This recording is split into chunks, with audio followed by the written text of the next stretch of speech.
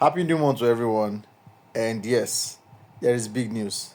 Finally, the pre-order date of the Timeline Disaster is going to be on the 7th of December. And for those that know, 7th of December happens to be AA Realzone's birthday.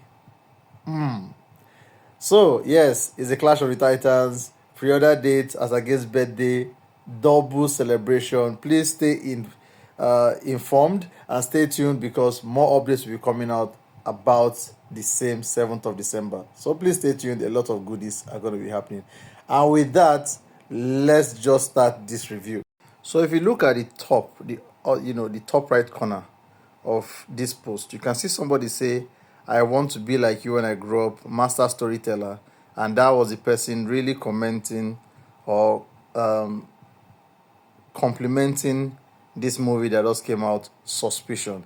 Is actually out on Prime Video. Let's just go straight into it because I was so intrigued when I saw a lot of hype about the movie and I decided to check it out myself, and we are going to find out what we could. So right off the bat, we are going to be having a little bit of mixed feelings here, and let's just make it as simple as it is.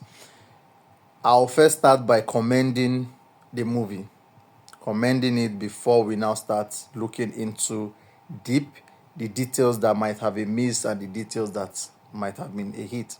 First of all, this is a beautiful action movie.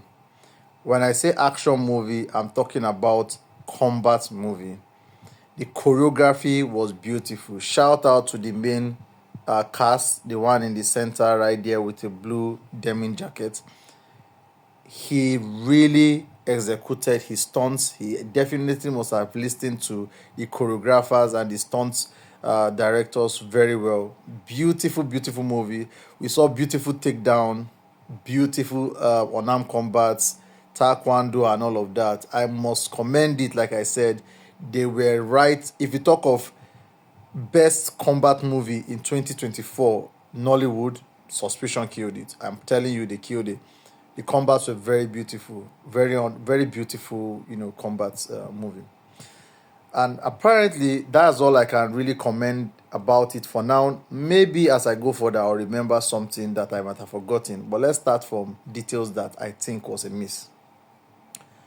First off, right off the bat, we had after the intro scene, we had them taking his goddaughter to school alongside the father of his goddaughter, which is his very good friend.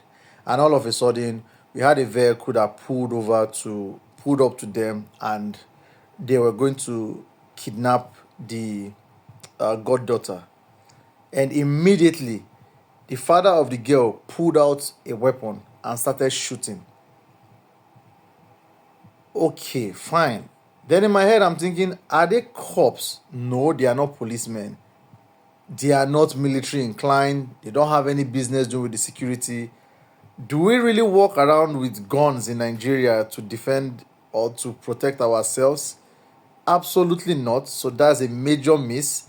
And they were really shoot. And if you look at the movie very well, for those that live in Abuja, I saw it was shot in Abuja, so it doesn't really add up that we walk around with guns in Nigeria. That was one very big miss. Then, at a point, I started shouting. I was shouting like, "What is going on? Who directed this? Were you guys not paying attention to details?" So, apparently, his friend got shot, right? Now, apparently, some people got shot, and the guy in the center, which is the MC, actually got, trying to help who and who, and possibly the people he fought with, and he had very major blood stain on his white shirt. Very major blood stain on his white shirt, like very visible blood stain. And with that white shirt, he went with his friend. He went to track his friend at the query site. He had the white shirt on. And after that, they called him to come and identify his goddaughter. He still had his white shirt bloody stained on. Then he decided to go to his mom and his dad to make inquiries.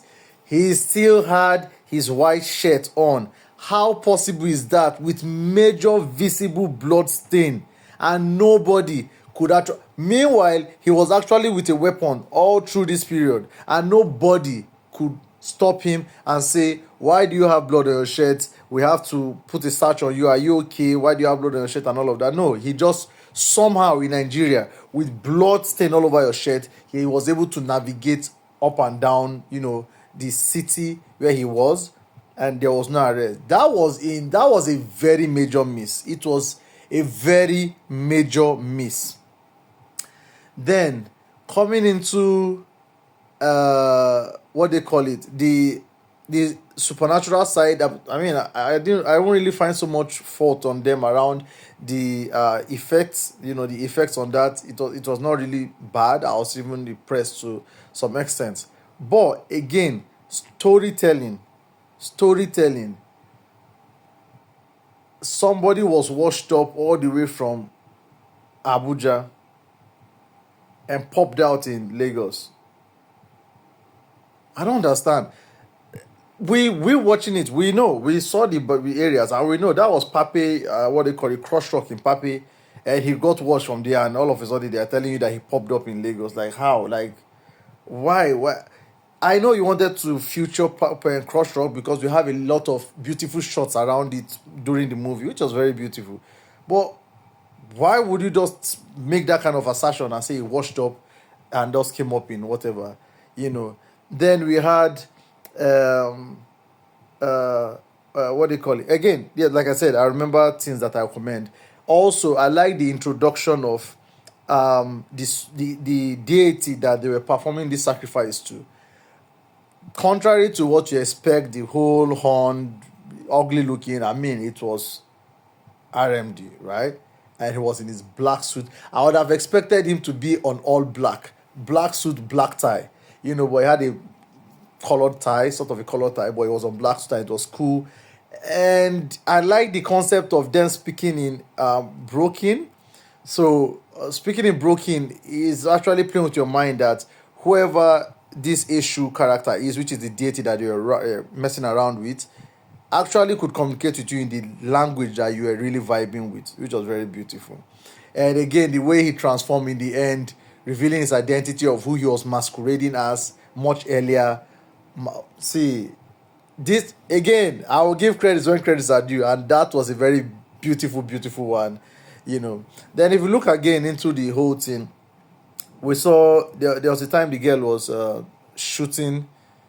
I mean, she threw a couple of shots. She had a couple of shots from the upstairs, downstairs at this Max creature, and the next time she was shooting at it, she shot once and threw away the weapon. I'm like, no, why you made shots a couple of seconds ago? You didn't throw away your weapon. You really settled down and wasted a couple of shots, and now you're throwing away your weapon. Like, I don't get. If you're scared, you're scared. If you're not, you're not. Let us know what you're doing.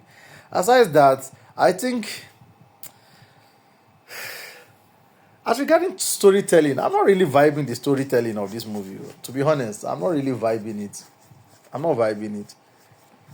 For the action side of it, yeah, pretty cool. A little bit of here and there for things that I really vibe, but overall, I think wifey walked out on the movie about 20 minutes into the movie. I had to leave it. Then the next day, I had to continue the movie just to make sure I could, get a hand of it. But like I said, it's not something that I think it's something that will be remembered. Okay, so I think it is something that will be remembered because of the concept of the supernatural side. I think they really made references to things that most Nigerians might know around the supernatural. So you're talking of peeing on a bullet or peeing on a weapon you want to use in attacking someone that has fortified themselves. That was very, obvious, but it was good. They made reference to it, and the way they were speaking broken and all of that really, you know, related well to the Nigerian space. Else that again, like I said, we've seen better movies than this. That's just the truth. So again, Suspicion, not really my thing. I think they could have done better, but it was something to watch anyway.